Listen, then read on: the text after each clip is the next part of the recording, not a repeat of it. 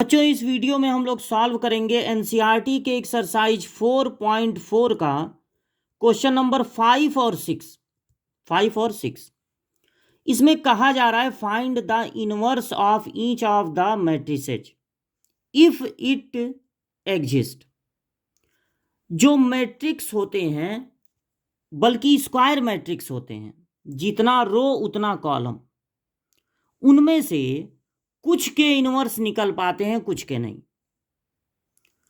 ये जो मैट्रिक्स है उसका पहले पता लगाना होगा कि इनवर्स निकलना पॉसिबल है कि नहीं। देखिए, इनवर्स क्या होता है। अगर एक स्क्वायर मैट्रिक्स है कैपिटल ए, एक स्क्वायर मैट्रिक्स है कैपिटल ए, तो इसका इनवर्स होगा 1 इसके डिटर्मिनेंट की वैल्यू इनटू एडजॉइंट ए। तो ये जो डिटर्मिनेंट की वैल्यू आप देख रहे हैं वो अपॉन में है। इसका मतलब ये है कि अगर डिटर्मिनेंट, आप जानते हैं डिटर्मिनेंट की वैल्यू पॉजिटिव भी आ सकती है, निगेटिव भी आ सकती है, जीरो भी आ सकती है। अगर कोई ऐसा मैट्रिक्स है जिससे बने डिटर्मिनेंट की वैल्यू जीरो आ जाए, यहां पर कंडीशन क्या है कि डिटर्मिनेंट की value not equal to zero होनी चाहिए।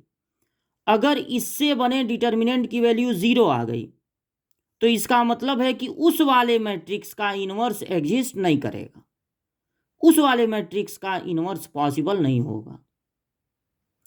तो जब हमें किसी भी मैट्रिक्स का इनवर्स निकालना होगा तो सबसे पहले उस मैट्रिक्स को, मान लीजिए आपको फिफ्थ क्वेश्चन सॉल्व करना है, उस मैट्रिक्स को हम लोग सपोज कर लेंगे ए, बी भी सपोज कर सकते हैं, सी भी सपोज कर सकते हैं। ए में क्या बुराई है, ए सपोज कर लिया जाए, ठीक है। अब हमको ए के डिटर्मिनेंट की वैल्यू फाइंड करनी है, यानी इन एलिमेंट से, एलिमेंट यही रहेंगे लेकिन बना लेना है मैट्रिक्स नहीं, डिटर्मिनेंट। अब 2 इंटू 2 के डिटर्मिनेंट की वैल्यू मिलती है क्रॉस मल्टीप्लाई से, तो इनका मल्टीप्लाई, ये प्रिंसिपल डायगोनल का मल्टीप्लाई पहले होगा, तो इनका मल्टीप्लाई होगा 6, फिर अपने तरफ से माइनस लगा देते हैं, इनका मल्टीप्लाई होगा -12, तो माइनस माइनस हो जाएगा प्लस, यानी 18 आया, यानी जीरो नहीं आया। अगर जीरो नहीं आया तो मतलब कि जो इनवर्स है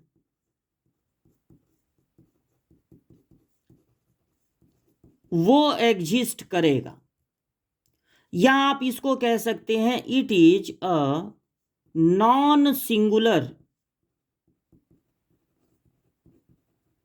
मैट्रिक्स। ये भी जान लीजिए, ऐसा मैट्रिक्स जिसके डिटर्मिनेंट की वैल्यू, ऐसा स्क्वायर मैट्रिक्स जिसके डिटर्मिनेंट की वैल्यू जीरो न हो, उसको कहेंगे नॉन सिंगुलर मैट्रिक्स। उसका स्पेशल नाम रख दिया गया नॉन सिंगुलर मैट्रिक्स। इसका मतलब होगा कि उसका इनवर्स पॉसिबल है, उसका इनवर्स एग्जिस्ट करेगा। तो डिटर्मिनेंट आप निकाल लिए, इसके बाद आपको निकालना है एडजॉइंट। तो एडजॉइंट निकालने का क्या फार्मूला होता है, किसी भी मैट्रिक्स का एडजॉइंट होता है एक मैट्रिक्स बनाओ, उस मैट्रिक्स से एक मैट्रिक्स बनाओ, लेकिन इन एलिमेंट से नहीं, इनके कोफैक्टर से, और बाद में उसको कर दो ट्रांसपोज। अब ये कोफैक्टर कैसे लिखे जाते हैं, तो देखिए, अब हेडिंग डाल दे रहे हैं कोफैक्टर। पहले कोफैक्टर लिखेंगे तब इस फार्मूले पे रखेंगे। तो कोफैक्टर को, अब जैसे यहां पर 4 एलिमेंट हैं तो इन एलिमेंट का कोफैक्टर कहलाएगा A11, ये पहला पोजीशन होता है 11, फिर A12, ये दूसरा पोजीशन है, पहला रो दूसरा कॉलम, फिर A21 और A22। देखिए, जो कोफैक्टर होता है वो मैट्रिक्स का प्रॉपर्टी नहीं होता है, वो डिटर्मिनेंट का होता है। तो 2 इंटू 2 के डिटर्मिनेंट का ये साइन होता है, पोजीशन का साइन।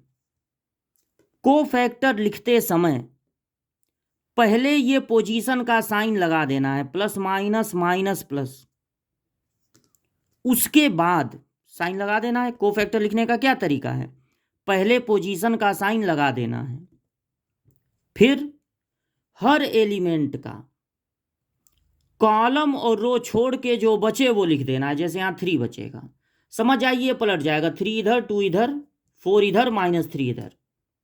लेकिन वो क्यों पलटता है, क्योंकि रो कॉलम छोड़ देना रहता है। अब इसका कॉलम और रो छोड़ेंगे बचेगा 4, इसका कॉलम और रो छोड़ेंगे बचेगा -3, इसका कॉलम और रो छोड़ेंगे बचेगा 2। तो एक तरह से यही हुआ ना, 3 इधर, 2 इधर चला गया और 4 इधर, -3 इधर आ गया।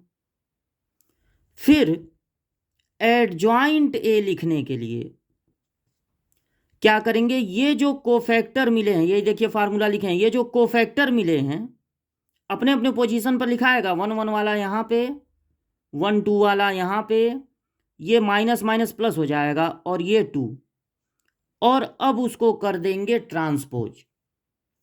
ट्रांसपोज क्या होता है, ट्रांसपोज का मतलब होता है रो को कॉलम बना देना या कॉलम को रो, कोई एक काम। तो पहले रो को पहला कॉलम बना दीजिए और दूसरे रो को दूसरा कॉलम, ये होगा एडजॉइंट ए। और एडजॉइंट ए जब मिल गया और ए का डिटर्मिनेंट मिल गया, तो हमको बस इतना करना है कि ए का इनवर्स लिख देना है 1/, जो एडजॉइंट मिला था। एडजॉइंट कितना मिला था, 18।